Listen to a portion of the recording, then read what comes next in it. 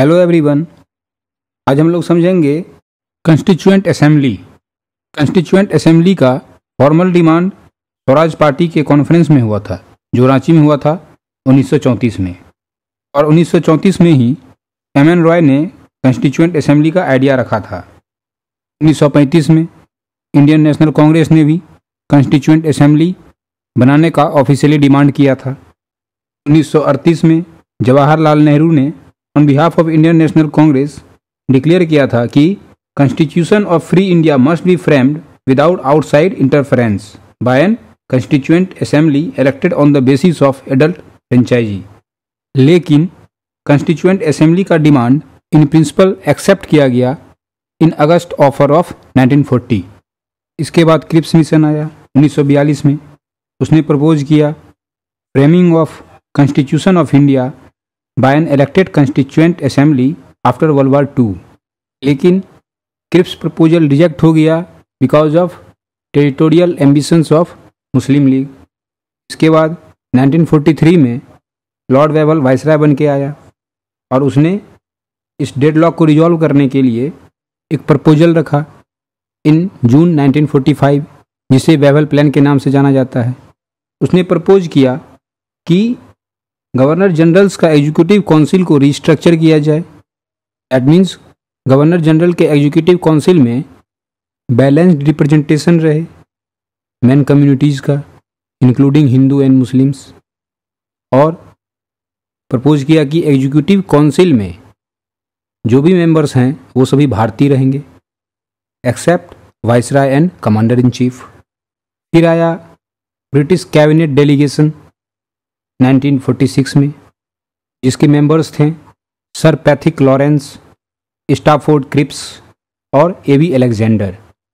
इसने एक plan propose किया जिसे कैबिनेट मिशन प्लान के नाम से जाना जाता है, और इसी प्लान के आधार पर कंस्टिट्यूएंट असेंबली गठित की गई on the basis of indirect election, because members of constituent assembly were elected by the members of the provincial legislative assemblies and number of representatives from provinces was based on their population, roughly 1 representative per 10 lakh people।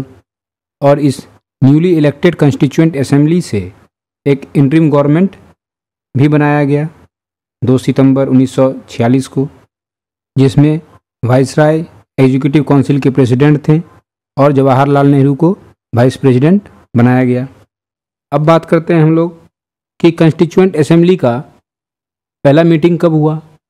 तो ये हुआ 9 दिसंबर 1946 को, और ये session 23 दिसंबर तक चलता रहा, जिसमें टेम्पोररी प्रेसिडेंट सच्चिदानंद सिन्हा को बनाया गया था, और 11 दिसंबर को डॉक्टर राजेंद्र प्रसाद को परमानेंट प्रेसिडेंट बनाया गया, जिनका प्रपोजल जी.बी. कृपलानी ने किया था, और वाइस प्रेसिडेंट एस.सी. मुखर्जी थे, और कॉन्स्टिट्यूशनल एडवाइज़र बी.एन. राव थे। इसी सेशन में जवाहरलाल नेहरू ने 13 दिसंबर को रिजोल्यूशन फॉर कॉन्स्टिट्यूशन, जिसे ऑब्जेक्टिव रिजोल्यूशन के नाम से हम लोग जानते हैं, प्रेजेंट किया था, और इसे एडॉप्ट किया गया 22 जनवरी 1947 को। ऑब्जेक्टिव रिजोल्यूशन ही हमारे प्रियम्बल का आधार है। अगर टोटल नंबर ऑफ सेशंस की बात करें तो 11 सेशन हुए थे, 2 साल 11 महीने 18 दिनों में, और फाइनल सेशन हुआ था 24 जनवरी 1950 को। एक और बात जान लो कि कंस्टिट्यूएंट असेंबली लेजिस्लेटिव बॉडी की तरह भी काम कर रहा था, और जिसे प्रिसाइड कर रहे थे जी.वी. मावलंकर। कंस्टिट्यूएंट असेंबली ने कमेटी बना के रखी हुई थी, 8 तो थी मेजर कमिटीज़ और कुछ माइनर कमेटियाँ भी थी। मेजर कमेटियाँ की अगर हम बात करें तो एक थी ड्राफ्टिंग कमेटी, जिसे 29 अगस्त 1947 को बनाया गया था, और इसके चेयरमैन थे डॉक्टर बी.आर. अम्बेडकर, और 6 मेंबर्स भी थे, लेकिन के.एम. मुंशी ही एकमात्र कांग्रेस मेंबर थे उसमें। और यूनियन पावर्स कमेटी थी, एक यूनियन कॉन्स्टिट्यूशन कमेटी थी, और स्टेट्स कमेटी। इस तीनों के चेयरमैन थे Jawaharlal Nehru. Rules of procedure committee, steering committee, इसके चेयरमैन थे doctor Rajendra Prasad. Provincial constitution committee, इसके चेयरमैन थे सरदार पटेल।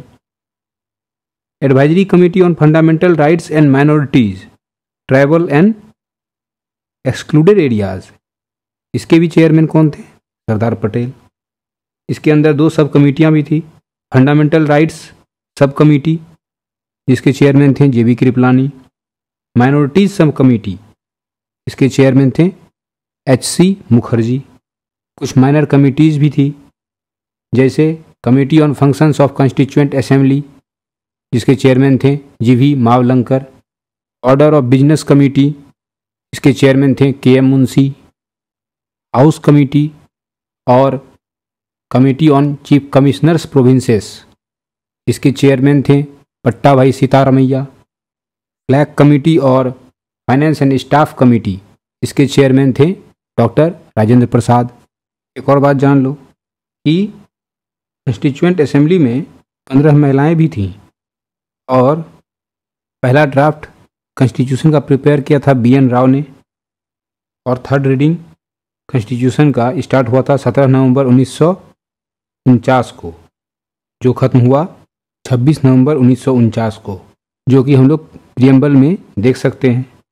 प्रियम्बल में लिखा हुआ है, we the people of India enact, adopt and give to ourselves this constitution on 26 November 1949। इसलिए हम लोग क्या करते हैं, 26 नवंबर को कॉन्स्टिट्यूशन डे मनाते हैं। अब हम लोग बात करते हैं नेशनल फ्लैग की। 23 जून 1947 को डॉक्टर राजेंद्र प्रसाद के चेयरमैनशिप में एक फ्लैग कमेटी बनाई गई थी और कॉन्स्टिट्यूएंट असेंबली के 4th सेशन में 26 जुलाई 1947 को नेशनल फ्लैग को एडॉप्ट किया गया।